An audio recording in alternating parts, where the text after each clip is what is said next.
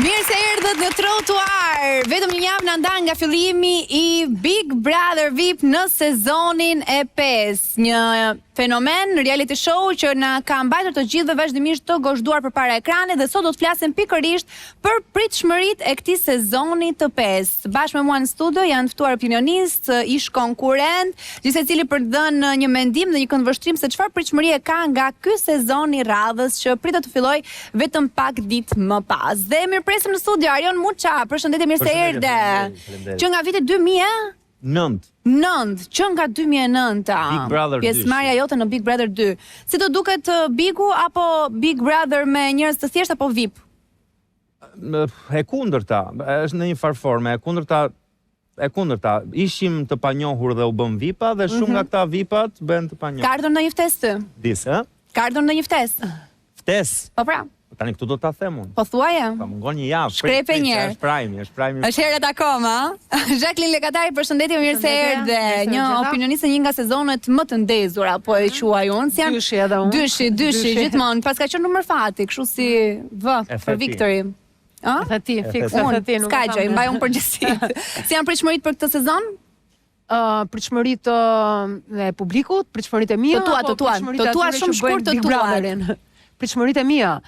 Janë të shumëllojshme. Në varësi të prureve që do të kemi dhe jo vetëm. Në të cilin ne do analizojmë. Do ndalemi më pak më specifike. Do hym pak më specifikisht, thjesht doja një ngacmim të parë nga ti. Livia, përshëndetje, mirë se erdhe. Mirë se ju gjeta, përshëndetje. Shkëlzen Oruçi dhe Kelly. Një treshe fantastike, ëh? Ne dalim nga njëjta shtëpi. Nga njëjta shtëpi, nga njëjti sezon dhe shoqëri që vazhdon edhe sot e kësaj dite, apo jo? Janë rritur qirat në Tiranë. Janë rritur, thua? Apo jo tani në njëta shtëpi. Shnia burgut është e bukur gjithmonë. Në fakt kur unë dola, Xeni ka hyrë, po që shoqëri kemi shtrëngu jashtë, kështu që mund Si u njohët jashtë jo? Po. Mirë? Jemi turët e njëjtën shtëpi, prap Top Channel, kështu që. Gjithmonë, Top Channel është ai që ju bashkon dhe duket sikur kam hyrë un pak në mes, po nga njëjti sezon me ju ka qenë edhe Arsida. Arsida, përshëndetje, mirë se erdhe. Gjithmonë kënaqësi të rikthehem. Çka kanë këta të tre kështu që rin vet apo? Nuk i njeh fare. Vazhdoi disintim nga ekrani, nuk është Janë shumë VIP-a për mua. Shumë VIP-a. Megjithatë në këtë kolltuk jemi këtu për ndar opinionet tona të përbashkëta bashkë me Aldor Ninin. Aldor, do flasim pak dhe për AI-n sot. Ta zbuloj kështu një ngacmim, po do ta kemi në pjesën e dytë të trotuarit për diskutuar më gjerë se çfarë efektesh do të ketë, por si të duket ky sezoni 5 që po vjen, pritshmëria e publikut i ka ndezur mjaftueshëm? Po, interesi për sezonin më të ri është shumë i madh, kemi parë edhe me statistika, kështu që patjetër që besoj edhe do e ndjekin. Edi Hallaçi, përshëndetje, mirë se erdhe. Mbulim të gjerë bëhet në televizion apo edhe në radio, ka po të njëjtin kuriozitet dhe angazhim lidhje me Bigun? Vitet e fundit edhe në radio ka goxha kuriozitet, duke qenë se nuk kemi më vetëm në valët e radios, po edhe në YouTube gjithandej, kështu që edhe radio ka bërë një punë goxha të mirë, po themi në përhapjen e lajmit. Keni një ekspozim pak më të gjerë. Lidhen e keni patur ndonjëherë ftuar në radio? Po patjetër, e mbaj mend që ka qenë. Ta kam qenë unë aty të paktën. Lidi, tashmë ka edhe një diskutim më të gjerë ndoshta në këtë pjesë sepse motra e tij është tashmë në Wake Up çdo mëngjes, e ke ndjekur Heidin, Lidi? E kam ndjekur. Ka qenë ai rrengu jot në momentin që u bëre pjesë e Big Brotherit, që u prezantove si vllai i Heidit, dhe si kanë vazhduar marrëdhëniet tuaja jashtë? Jeni takuar ndonjëherë apo e harroi vllain e Heidi?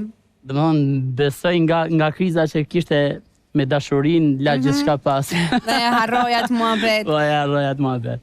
Lesbino, përshëndetje, mirë se erdhe. Si të duken imazhet që kemi këtu në kolltukun tonë? Çfarë gjithçka? Gjithçka?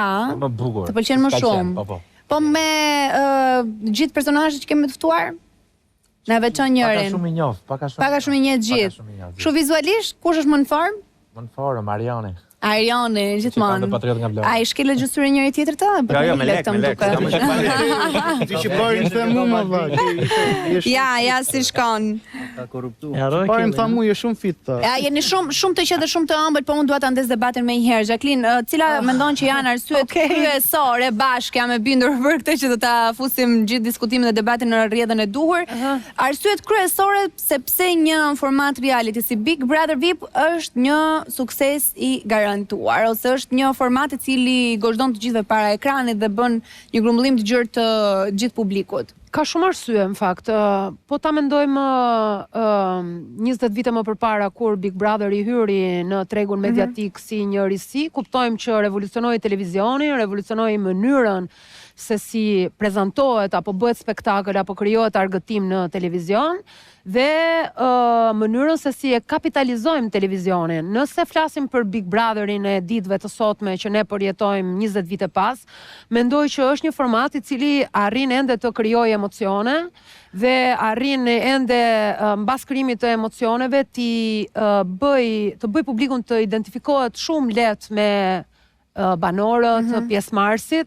Dhe duke parë që tematikat dhe ngjarjet që ndodhin në Big Brother janë ngjarje të përditshmërisë, mendoj që secili personazh, secili njeri që e ndjek Bigun, ka një hapësirë ku mund ta gjej veten. Patjetër që ka një hapësirë ku ta gjej veten, po ka dhe një hapësirë apo krijon një hapësirë ku ai mendon se ka të drejtë të thotë një mendim, ku mendojnë që mendimi vet është një mendim i vlefshëm sepse flitet për çështje shoqërore, pra për tematika sociale, publike, të cilat ne i përjetojmë çdo ditë dhe në këtë mënyrë ti mendon që gjithashtu ti je pjesë e këtij spektakli dhe ti po jep nga vetja jote për të realizuar këtë spektakël. Gjithashtu mendon që nëse ka situata në të cilat kërkohet drejtësi, ti si publik je gjithashtu aktiv i angazhuar për të kthyer drejtësi në vend dhe ti gjithashtu si publik merr pjesë në këtë eksperimentin e madh social, në cilën marrin pjesë patjetër banorët, ata që e bëjnë Bigun, por edhe publiku. Këto janë disa nga arsyet pse Bigu vazhdon të jetë një program ende shumë i ndjekur. Ka vetëm emrin të ngjashëm me ato çka ka qenë më përpara. Patjetër, unë mendoj që edhe në vitet e fundit, pra është një format i zhvilluar dhe i evoluar ndoshta në kalimin e viteve.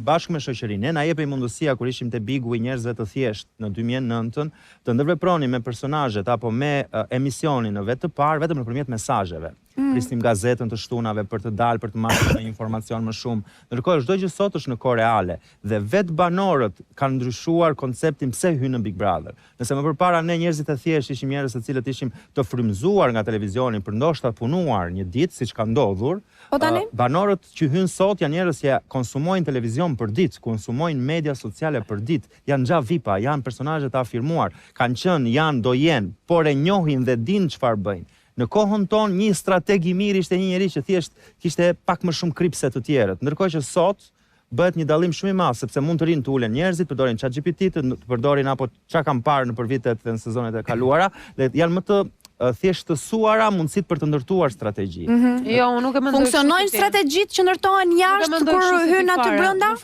Mund t'i përgjigjem, mendoj që ky është një diskutim tjetër. Pra, po Bigu ndryshon vit pas viti, flas për 5 edicionet e fundit ose 4 edicionet e fundit ku loja mbas çdo viti ndryshon, çdo vit është më e vështirë të krijosh strategji sepse ato ripërsëriten dhe ajo ndryshimi tjetër që shoh unë nga Bigu i parë, flas për VIP-in, në Bigun 4 që jemi tani është një zhvendosje e këtij programi nga televizioni në rrjetet sociale. Në rrjetet sociale më shumë. Domosdoshmërisht këtë e shoh si një. Po, është e vërtet kjo e vështirëson edhe më shumë. E kompllikon pak. Dëshirën për të marrë vëmendje, për të qenë klikuar, për të qenë komentuar, për të krijuar para dhe për të bërë. Pra jo vetëm një mundësi për të fituar një vend punë në televizion, por fama në përgjithësi. Mos ta vazhdojmë të lëmë të tjerat. Unë nuk thash që këto strategji funksionojnë. Por ama njerëzit hyn më të përgatitur, din çfarë po bëjnë, din çfarë zgjedhje marrin. Jam e bindur që nëse flasim për konkurrentë të rinj, po pikën, do ta ndaja ndjesën është kështu krahasim pa lidhje, po